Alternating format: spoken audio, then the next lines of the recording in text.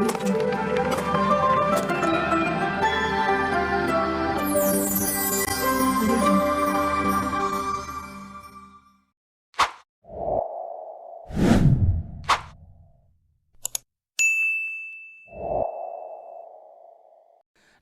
mungkin kita akan mulai dari topik-topik ringan aja Pak ya. Pak, saya ini adalah generasi Z, saya adalah generasi Gen Z, generasi Z, dan generasi saya ini rasanya itu seringkali sejak saya kecil itu udah dapat stigma-stigma buruk nih Pak. Tadi juga mungkin sudah sempat Bapak sampaikan tentang mageran, main TikTok aja gitu. Kita itu distigmatisasi sebagai generasi yang generasi rebahan, generasi jompo, generasi yang malas berpikir seperti itu Pak. Nah, apa sih pandangan Pak Guru Gembul terhadap premis itu? Akang sudah membuktikannya. Akang sudah membuktikannya bahwa memang begitulah. Jadi gini nih ceritanya ya. Saya pengen kasih ini. Kalau anak muda, salah satu karakteristiknya adalah dekonstruksi. Dekonstruksi itu adalah mempertanyakan setiap klaim, mempertanyakan setiap pernyataan, mempertanyakan setiap deklarasi. Jadi misalkan gini, pernyataan pertamanya adalah, Pak, saya sebagai generasi muda, saya Gen Z, maka dibutuhkan sistem pisau bedah yang khas untuk setiap generasi. Misalkan gini, misalkan kita sebut aja ya, generasi yang lahir di era Perang Dunia ke-1 dan ke-2 itu adalah generasi dengan orang-orang yang mentalitasnya kuat tetapi kejam. Kemudian generasi zaman Perang Dingin itu adalah generasi yang benar-benar liar. Revolusi seks di Amerika Serikat muncul di sana. LGBT muncul di Amerika Serikat di era itu. Muncul alien, segitiga bermuda dan sebagainya muncul di era itu. Kemudian berganti lagi dengan generasi ini, generasi itu dan sebagainya. Jadi istilah-istilah generasi-generasi itu adalah bagaimana cara orang Amerika Serikat mencoba untuk membuka pisau bedah atas realitas di Amerika Serikat. Di Cina muncul sekarang generasi sandwich. Kenapa? Karena di Cina ada sebuah generasi yang harus menghidupi orang tuanya dan menghidupi anak-anaknya. Sehingga dia seperti sandwich. Kemudian di Korea muncul, di Taiwan muncul generasi strawberry. Sekarang di Taiwan namanya generasi strawberry. Kenapa? Karena ceria, indah, lucu, imut, tapi gampang penyet. Diinjak sedikit langsung butuh healing, nangis-nangis. Nah itu generasi strawberry di Taiwan. Karena apa? Karena ada sosiolog di sana yang mencoba untuk menganalisis setiap generasi, bikin pendekatan. Di Indonesia belum ada sebuah konklusi sosiologis yang bisa menjelaskan ini generasi apa. Salah satu contohnya adalah kita mengaku sekarang sebagai generasi Z. Generasi Z versi Amerika Serikat itu yang sekarang kita pahami, diantaranya adalah generasi kritis dan generasi toleran. Kritis dengan pernyataan bahwa saya adalah generasi Z, tanpa bisa melihat bahwa itu adalah realitas di Amerika Serikat, itu menunjukkan bahwa kita tidak kritis. Dan apakah kita menjadi generasi yang toleran? Komnas HAM menunjukkan bahwa data menunjukkan generasi sekarang itu adalah generasi yang lebih intoleran dibandingkan generasi sebelumnya. Artinya istilah itu tidak relevan buat kita. Jadi maksudnya kalau mau jadi anak muda, ayo kita berpikir kritis mulai dari awal. Klaim itu kita periksa. Apakah saya benar-benar generasi Z? Coba pahami, misalkan generasi Z itu adalah generasi yang gemar teknologi, betul? Betul.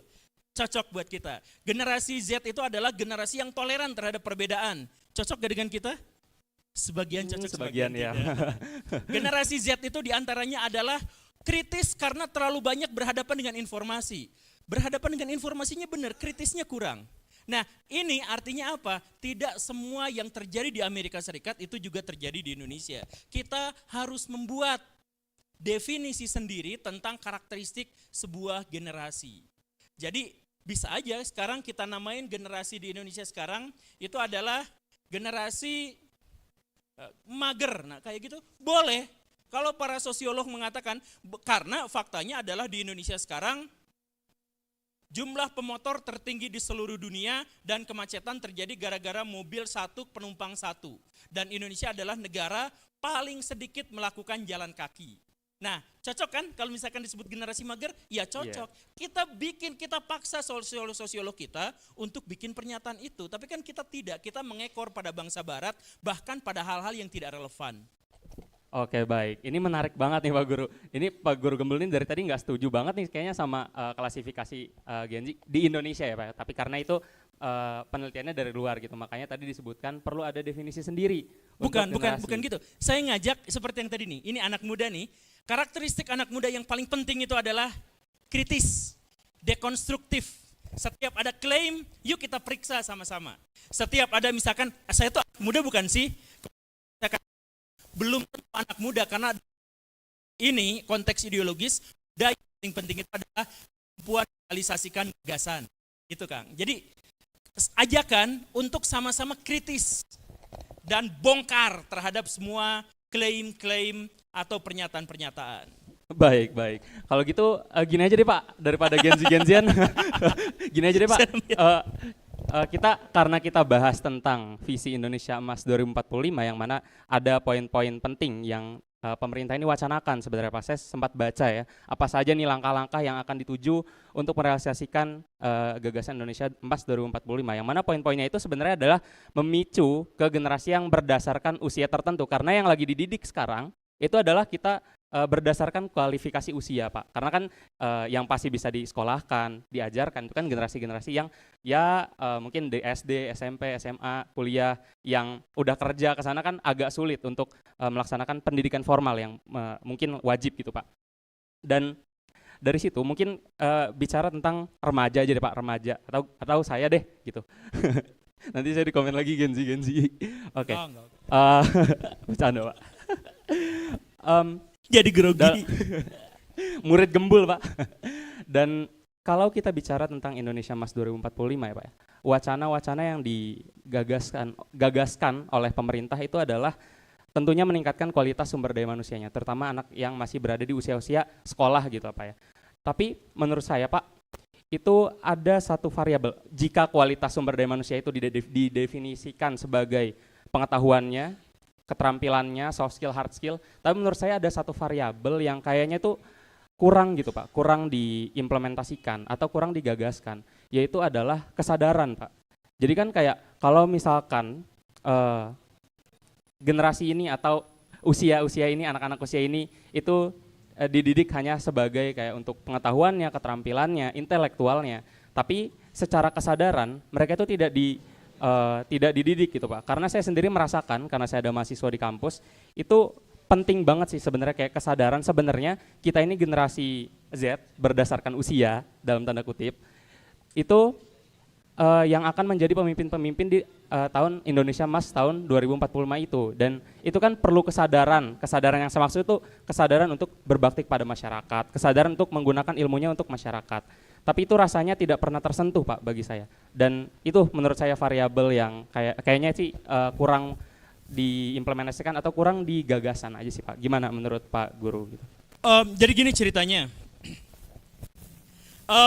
Di sini siapa yang pernah tes dan hasilnya di atas 128? Oh, ngacung ya?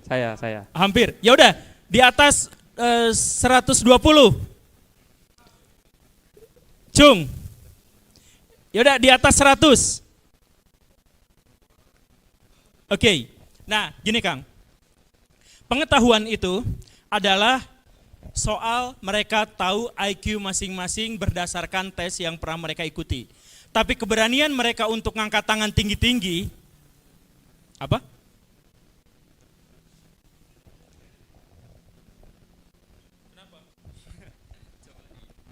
Malah mati. Cek. Nah, saya ulang lagi ya, kayak barusan itu. Siapa yang IQ-nya di atas 100, yang ngacung sedikit. Kenapa? Jadi mereka tahu bahwa IQ-nya sedikit, IQ-nya segini, tetapi mereka tidak tahu konsekuensi dari itu. Sehingga ketika diminta ngacung, mereka ngacungnya dikit karena kurang percaya diri. Salah satu masalah di Indonesia itu adalah bahwa bahkan ketika anak-anak Indonesia memiliki potensi yang sangat besar untuk bisa mengubah dunia misalkan, kebanyakan di antara mereka ngedown duluan, mereka takut konflik ketika berhadapan dengan sebuah fenomena yang salah, mereka hanya berani ngomongin di belakang tapi tidak berani menegur. Dan ini adalah fenomena yang umum di Indonesia. Nah, jadi kalau misalkan berbicaranya tentang kesadaran, apa yang dimaksud dengan kesadaran? Kesadaran dalam konteks ini itu adalah kemampuan dia dalam menghubungkan antara realitas dengan idealitas. Saya kemarin ngobrol dengan bapak-bapak tukang ojek. Saya ngobrol di jalan.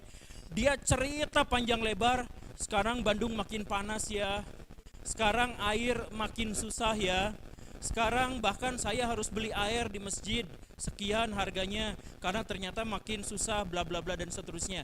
Di waktu yang bersamaan ketika dia mengatakan seperti itu, dia paginya bakar sampah di pekarangan. Artinya apa? Artinya dia tidak sadar, dia tidak mampu menghubungkan antara realitas dengan idealitas. Kan seharusnya dia tahu Bandung makin panas, penyebabnya adalah konsentrasi karbon di atmosfer lebih tinggi, semakin tinggi. Dan salah satu yang menyebabkan konsentrasi karbon semakin tinggi adalah dia suka bakar sampah. Kan itu logikanya. Nah, dia tahu dia bakar sampah, dia tahu Bandung makin panas, tapi dia tidak bisa menghubungkannya.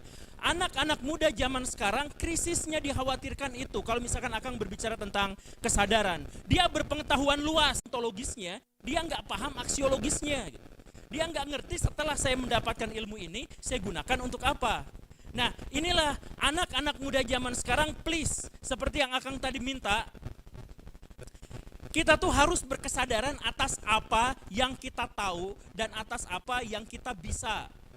Sadar gak? Misal gini, orang di sini yang punya halaman 5, misalkan ya, yang punya halaman 15 meter persegi, itu sebenarnya adalah orang yang punya kesempatan untuk bikin sumur resapan air, untuk bikin pupuk organik, misalkan yang seperti itu. Di sini, orang yang bisa ngehack, itu berarti adalah orang yang mampu menciptakan program-program atau aplikasi-aplikasi yang bisa membantu masyarakat untuk memecahkan masalah-masalahnya. Orang di sini ada yang punya waktu perharinya 4 jam untuk nganggur, tapi dia nggak ngerti buat apa. Padahal itu adalah potensi dia untuk bisa berdampak besar buat masyarakat. Ya apapun itu, tapi intinya coba analisis pengetahuan diri sendiri, kemudian pikirkan itu buat apa. Kalau kita belum ngerti itu buat apa, artinya kita belum berkesadaran. Inilah masalah yang tadi Akang sebutkan. Waktu saya jalan-jalan ke Amerika Serikat, pakai Google Satellite, orang-orang Amerika Serikat itu ternyata kebanyakannya bodoh banget. Saya mohon maaf ya. Saking bodohnya, misalkan mereka tidak tahu bahwa ada negara Indonesia yang luasnya sekian. Mereka nggak tahu. Mereka tidak tahu bahwa misalkan di Rusia itu ada wilayah-wilayah yang etnisnya lebih mirip Turki daripada Rusia. Mereka nggak ngerti itu. Tetapi kenapa mereka maju? Karena sedikit pengetahuan yang mereka miliki, mereka tahu faedahnya buat apa. Karena sistem dan falsafah pendidikan mereka di sana itu adalah tujuannya dulu apa, baru kita belajar sesuatu gitu. Jadi tujuan saya ke depan adalah insinyur, maka saya belajar tentang teknik sipil. Jadi mereka tuh berpikirnya gitu. Kita berpikirnya kebalik. Ya udah belajar aja dulu. Terus nanti ke depan buat apa? Ya nanti ngelamar jadi PNS. Ya kan gak nyambung gitu. Jadi makanya coba kalau misalkan ada seminar-seminar, ayo kita banyak baca buku, ayo kita literasi. Ya terus faedahnya apa kalau gitu? Kan gak ngerti juga, akhirnya kita baca banyak, terus banyaknya pengetahuan, kita tidak tahu itu diaplikasikan buat apa. Kesadaran itulah yang ternyata lebih penting daripada pengetahuan. Baik, ini menarik banget nih Pak Guru. Tentang kesadaran hubungan antara tadi pengetahuan dan kesadaran akan untuk apa pengetahuan itu ditujukan atau untuk dipelajari gitu ya. Tapi yang saya pahami dari Pak Guru dari tadi itu adalah Pak Guru Gemul ini seakan-akan bukan memaksa ya, memaksa kita, memaksa saya yang audiens gitu ya, itu untuk berpikir sendiri, untuk kayak sadar sendiri, analisislah sendiri gitu. Apakah sistem pendidikan kita atau tidak adakah yang bisa, karena kan mungkin yang tadi Bapak sampaikan terkait falsafah pendidikan, mungkin yang tahu itu beberapa orang saja, tapi kan untuk ke arah gimana caranya biar orang-orang ini bakal mau berpikir menganalisis tadi pendidikan pengetahuannya itu untuk apa, itu kan agak sulit Pak, melihat tadi IQ juga disampaikan. Apakah tidak ada peranan atau dari pemerintah lah misalkan untuk setidaknya menjadi katalisator agar seluruh anak-anak di Indonesia ini bisa berpikir seperti yang tadi Bapak sampaikan seperti itu? Jangan pernah ngarepin pemerintah.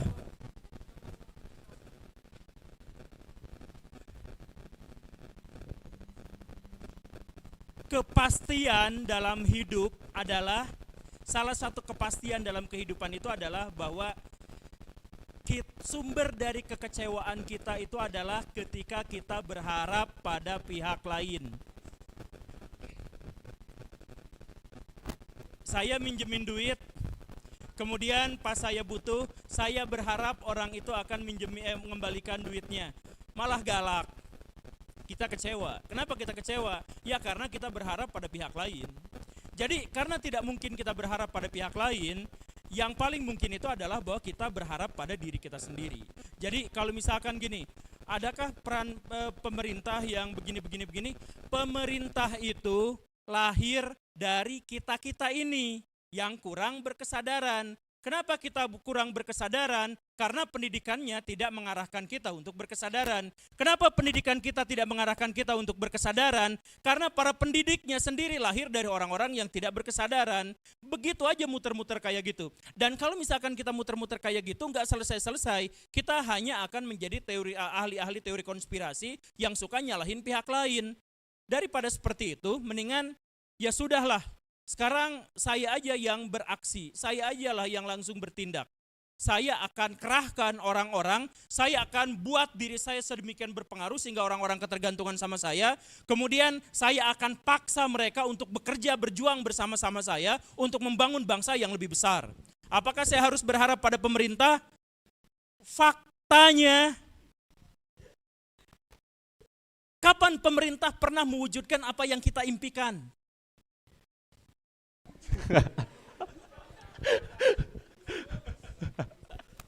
BPJS itu kan arisan.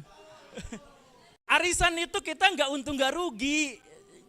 Itu ada judi-judinya sedikit sih sebenarnya.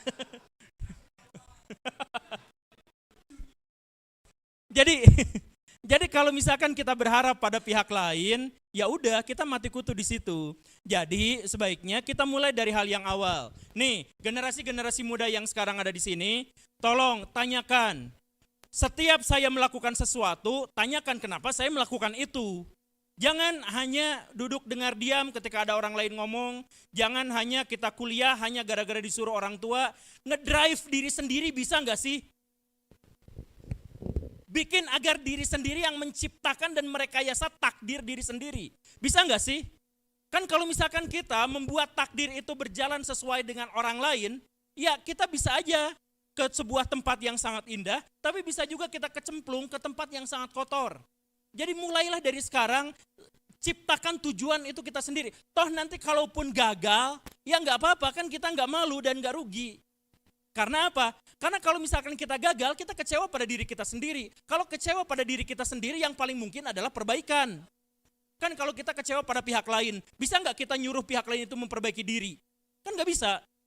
Kita kecewa pada Presiden, Pak Jokowi. Pak, saya kecewa sama Bapak.